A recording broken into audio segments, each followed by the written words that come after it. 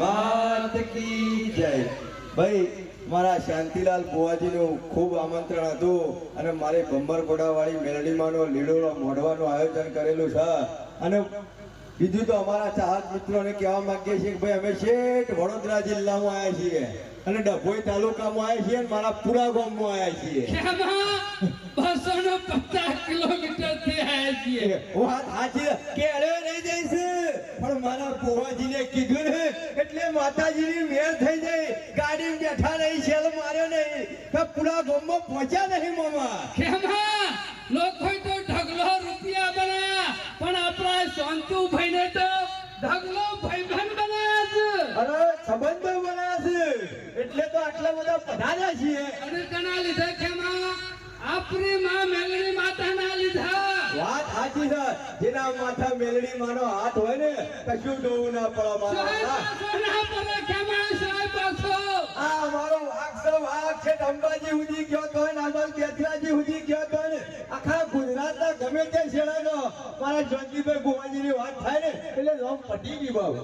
કેમાં હું તો કહું છું આપણો પુરુષો જો નફાટ એને સમજાવવો પડશે કે કયો લુગડો આપણા ગામનો નુગરો પેલો નામ જો તો ખરો કે શિયા ગામમાં શિયા જો કે એરો ખરો ને અત્યારે વંકલ મોડવાનું આયોજન કર્યું છે ને તો એનો ઘેર ખાટલાનું આયોજન કરતો છે પાછો. એ આપણા ગામનું પાણી નહીં અમાર ગામનો પેલો ચોમલો રહ્યો ને ટોપાળ કાઢી નાખેલો આડી ટોપી વાળો એરો એને ખરો ને હારું કામ થતું હોય ને એને નાકે મહાપાસુ ઓ પાછા વર રાજ્ય હોય કોક તો કોક નાટક તો કરશે જ. આ થાચી ને બે ભાઈ ભેગા હોય તો વાર રાખજો વચ્ચે આવી બેહાને રહેતો ઓ પાછા પેલબાર ખુરશીઓ લઈને બેઠા અમાર ચોમલો એ બાજુ ના આવવાના કે બેહવા નહીં જાય ભેગું. બેહાય તો વાંચો ને ભેગા લાડવા ખાવા નહીં દે દમદમ તો જમી લીધું છે. એને જમી લેતો થાલા પણ બે ભાઈ ખરા ને એક આમ ફરી ગાતો છે અને એક આમ ફરી ગાતો છે. આ મારા ચોમલાનું વાવાઝોડું જે બાજુ છે ને એ બાજુ વાયરો ચાલુ. હું તો કહું અને પેલો મુસાળ તો આગળ ગામમાં ડખા કરતો હતો છેવણીઓ ને હવે પેપર પેપર ને ઓ એના ખરા ને પેટમાં કોઈ બી વાત હોય ને આજ સુધી ટકી નહીં કે ટકવાની નહીં. વિચાર કરો કે પૂરા ગામમાં આયોજન કર્યું હતું મોડવાનું અને મારા ગામમાં આખા ગામમાં ખબર પડી ગઈ છે કે શાંતિલાલ બુવાજીને આયોજન કર્યું છે પૂરા ગામમાં મોડવાનું રમેલનું. ભાઈ અમારી ચેનલ છે ને જોતા ના હોય તો જોગમાં ટાઈગર ચેનલ છે જોજો પાછા સામાજિક વિડીયો આવે છે. અને પાછા હવે વિચાર કરતા છે કે આ ડોહા શિયા છે જે પાઘડીઓ વધી રાજા છે. યુટ્યુબમાં જજો જોગમાયા ટાઈગર સર્ચ કરજો અને પછી નેકળા મોમાં ખુલે એટલે સબસ્ક્રાઇબ કરી લેજો તો તમે ઓળખો. અને ઉતરી જેવું મોઢું છે ને તો આ હવા તો મળશો જ તમે. હવે કળી જેવું મોઢું થઈ ગયું છે ને તો શું આવશે અમારો વિડીયો તો હોય એટલે બોલ થોડો ધંધા આવે છે. જોયું ને અરે કેમાં મને એવું વાતો કરતા હતા તમે તારી શું વાત કરી અમે શું વાત કરી હાલ કોક બકતા હતા ને બે જણા મને ખરું ને મગજમાં જે વ્યામ જતું નહીં બે જણ ભેગા થયા નહીં કે બસ એના ઉપર લઈ લે સારી વાત જ કોક કરતા હશે. અરે ઘેર ખાટલા મૂકી રહ્યો તો ને ફોન ભરવાનું કીધું હોય કે ના આવતો આજ હોય તારી જિંદગી ખાટલામાં જઈ શકે લે. ના આવડું મોટું આયોજન હોય ચાલુ છે હજી પેલા કલાકાર આવે છે અને તું ઘેર ખાટલા હું કરતો હતો લ્યા. અરે ખાટલા પર હોભળો જ નતો. ઓની જિંદગી ના જઈ શકે લે.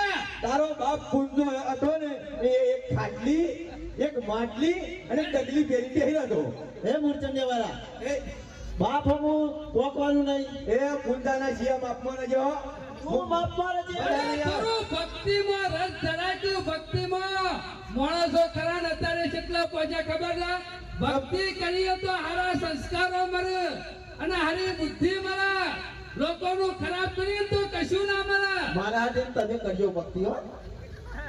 ઠીક છે તારે તારા મોઢે રોમનો રોમ આઈડિયા કાગળો ને કાગળો અરે એકદમ અને મનો ભક્તિ છે એવી ખરી ને પેલા બગલા જેવી. હા રોમ રોમ રોમ રોમ રોમ આપણા માંથી તપ કરે છે પગત ધર કરી રોમ રોમ અને માછલી નીકળી ગઈ ફાસ્ટ લઈને પકડી અરે પાડો. મોઢા રોમનું નામનું બગલમાં સરો આજો એવો જ છે.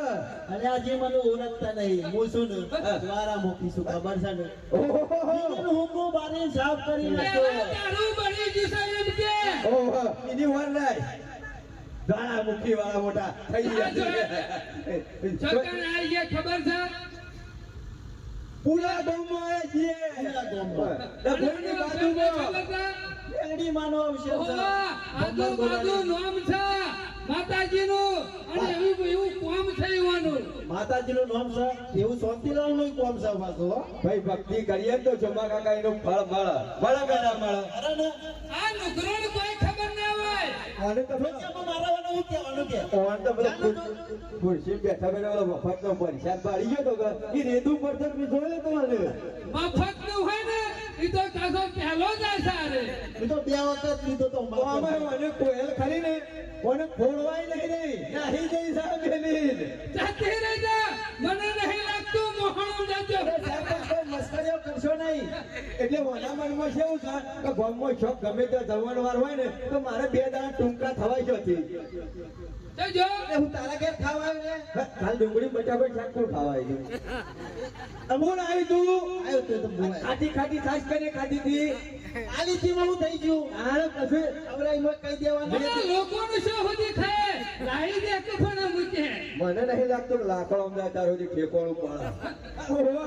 મને લાગે આ મોટો ડખો કર્યો લાગે છે. હમણાં હું લેવા જોતો ને તો મને હારો ગોબરીઓ ખરો ને ધોકો લઈને મને ફરી વળી યાર મારો ટોપી લેવાય નતો રહ્યો હું એક દાડો હંગાતી જતો ને તે હાહુ પણ પૈસા માંગે.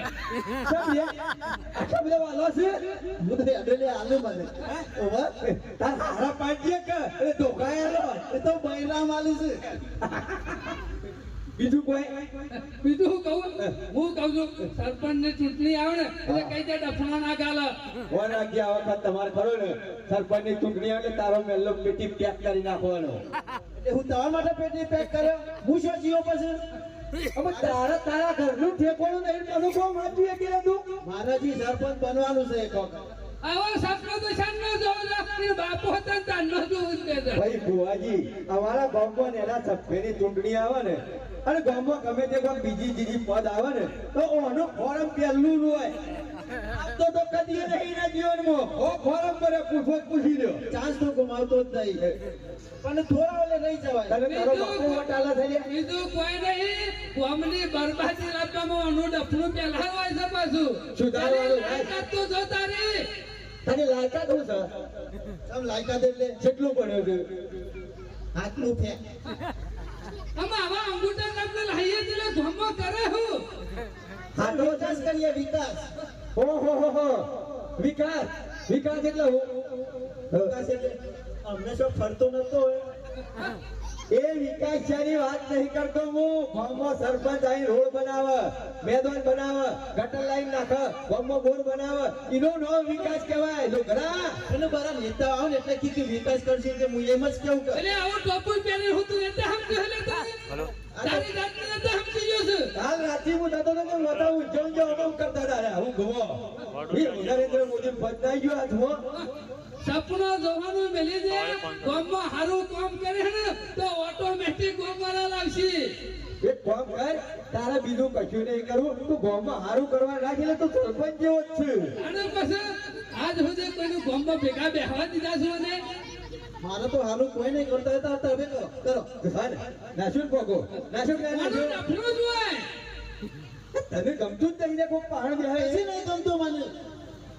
એકલો ને એકલો મરી ગયા તારો બાપો ઉપાડવા નહીં આવે તારા ફૂંદાને કોઈને જોયું હું તો કીધું આપણા માટે ડફણો જ લેવો પડશે.